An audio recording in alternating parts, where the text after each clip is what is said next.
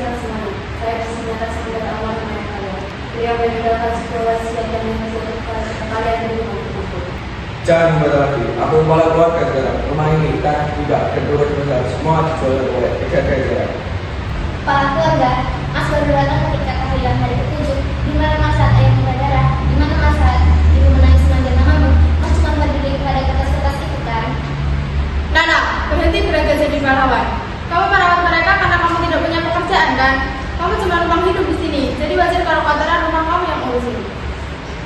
Enggak, lihat ini kalau aku yang berhormat. Enggak salah, jangan bicara soal menghidupkan kata hukum itu, kemudian harus menerima kemiskinan secara diam. Jaga perut anak kecil, kamu itu cuma beban keluarga. Aku memastikan sertifikat dengan pengacara Elena dan Agung juga. Sudah, diam kalian semua. Kita di sini bukan di pasar. Mas Bram, kalau tanah itu dijual semua, aku nggak setuju. Tanah itu sudah dijanjikan oleh ayah untuk dibangun panti asuhan. Surat dibawa tangan 3 tahun di sini, Maya. Dasar kalian sudah tidak tahu malu. Bahkan tanah kumpulan ayah kalian terjun kering, kalian sudah mau saling dibunuh. Bram mau nantai kata kenapa perusahaan hancur karena kamu nyuri uang perusahaan dan sudah cuci. Tante, jangan tercampur.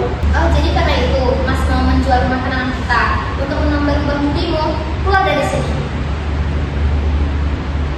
Saya harap semuanya tenang, atau saya akan membawa masalah ini ke seluruh hukum sekarang juga. Ada hal yang tidak pada kami.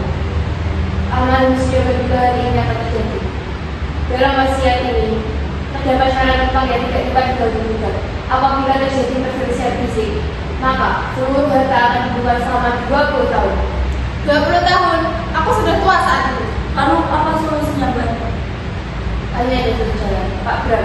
Anda mendapatkan ruko di pasar, namun utang Anda 500 juta. Jadi, ruko di pasar itu harus dijual penuh untuk menutupinya. Tidak bisa. Ruko itu satu-satunya sumber biaya perawatan ibu. Kalau dijual semua, aku makan apa?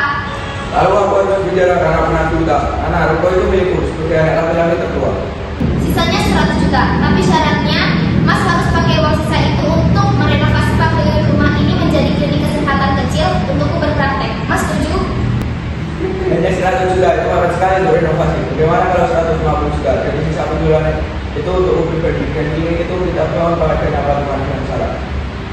Tidak. Kalau mau aku setuju ruko itu dijual sebagaian, Mas harus bangun klinik itu sendiri. Itu kompensasi karena aku yang merawat ayah sendirian. Baik, 40% ruko dijual. Utang orang sisanya untuk klinik. Nana, Bill. Tidak mau. Ayah ingin panti asuhan. Kalau nggak salah, tanpa memaksa ingin bangun villa di sana, aku akan gugat ini ke pengadilan. Kita mau proyeknya lanjutkan tanpa sengketa. Oke, kita berdua lahannya. Tapi aku tidak mau keluar uang untuk renovasi panti ini. Boleh bagi jual, tapi ada syaratnya.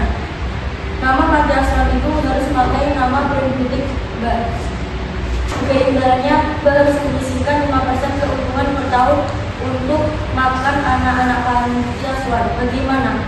Branding kemanusiaan itu bagus untuk citra. Sosialitaku tapi 50%, terlalu besar. 3% saja. Dan aku yang memegang kendali yayasannya. 4%. Dan pengelola yayasan harus orang independen, bukan anak buah Mbak Sarah. Setuju? Setuju. 4% keuntungan untuk panti. Sisanya tanah itu milikku untuk villa. Terakhir, Dimas, dana 400 juta untuk pendidikan hanya bisa saya jika kamu menyelesaikan kuliahmu. Ini tidak mungkin, aku sudah tinggal sangat jauh. Lebih baik tidak akan kita untuk modal aku membangun studio sendiri. Tidak ada uang untuk anak terus sekolah, Dimas. Kalau kamu tidak kuliah, uang itu akan tante alihkan untuk membangun di tanah. Anda menekanku, oke, apa dia? Tapi aku tidak syarat.